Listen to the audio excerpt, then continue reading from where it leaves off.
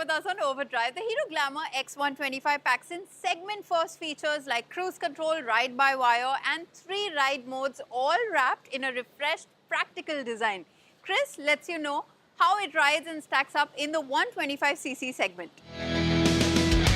Now, to say that Hero MotoCorp have shaken up the 125cc commuter motorcycle space with this bike, the new Glamour X 125, would be a bit of an understatement because, well, although it looks quite similar to what you already have out there in the market as far as 125cc commuters go, well, this promises to be the most feature-rich 125cc commuter there ever was in the country.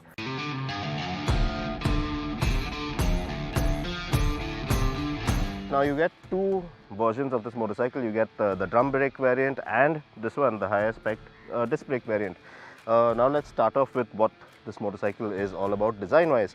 So up front you get a disc brake, skinny tires on the 18-inch at both ends. No ABS on offer, strangely. LED lighting all around on this top spec version, and the drum brake variant, well, your turn indicators and your tail light, although they are LED units on this motorcycle, well, you will get halogen lamps on the drum brake version. Also, now you get these nice tank shrouds on the 10-litre tank.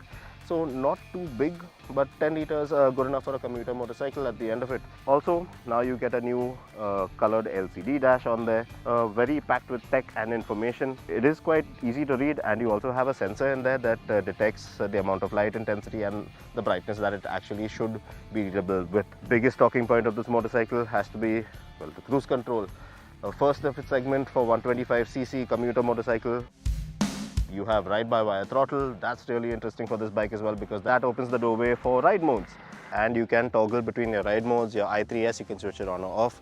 You also have turn-by-turn navigation on there. And as far as the cruise control goes, well, you can only activate the cruise control once you're in third gear or above and above the speed of 30 kilometers per hour. Obviously, with the ride modes comes your power delivery. So you have 3 ride modes on there. You have road, power and eco. Depending on how you want your power to be delivered and the way you want it to be as efficient. Also, now you get a USB-C type charger port right there for you, so you can charge your phone or other devices on the go. That should make things rather convenient.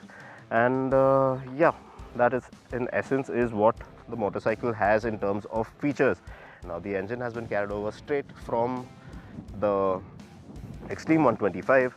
Same amount of power and torque on tap as well, so little over 11 PS of max power, about 10.5 Nm of max torque. The really interesting thing with this bike is the fact that you have ride-by-wire throttle, you have cruise control and you also get a kickstart. Now you have a 5-speed gearbox on there, rather simplistic. As you can see, the gear shifter, you have a heel shift as well, which speaks of its commuter motorcycle intentions. Alright, so in terms of performance, I found the Glamour X to do quite well. Now you have a good amount of power and torque on tap, and that 5-speed gearbox is set up really nicely, keeps it very tractable. High gears, low speeds, this motorcycle does it very well because you can pull away from around 25 kilometers per hour in fifth without the use of a clutch, and yes, everything is all hunky-dory. Now the 3 ride modes, yes, they do make a big difference in each ride mode depending on your preference for power and efficiency as well. I was very impressed with the way the chassis and that swing arm holds up, and of course cruise control. Now this is a big talking point. Everyone or most of you will think, why would you actually want cruise control, a feature like cruise control on a motorcycle, a 125cc motorcycle? You get a 30mm telescopic fork up front, and you have twin shocks with some preload adjustability at the rear. The seat height is stated at around 790mm, so not too bad height-wise. Goes on par with the current scenario and the crop of motorcycles in this given category. Now, there are signs that Hero have cut some corners as far as costing is concerned. When you come to the rear of the motorcycle, you can see that the swing arm, well, it's not a box type swing arm, it's the regular or the old school tubular steel structure. And even when you check out stuff like the foot pegs for both the rider and pillion, you will see that there are no springs to actually pop them back in place once you lift them up. Fit and finish levels are quite nice, all things considering. So yes, now when it comes to the ride and handling, as you would expect, it's a very simple motorcycle to get used to. It is a commuter motorcycle, so there's no forward leaning stance, none of that jazz. You have a simple low set handlebar, your foot pegs, very commuter focused once again.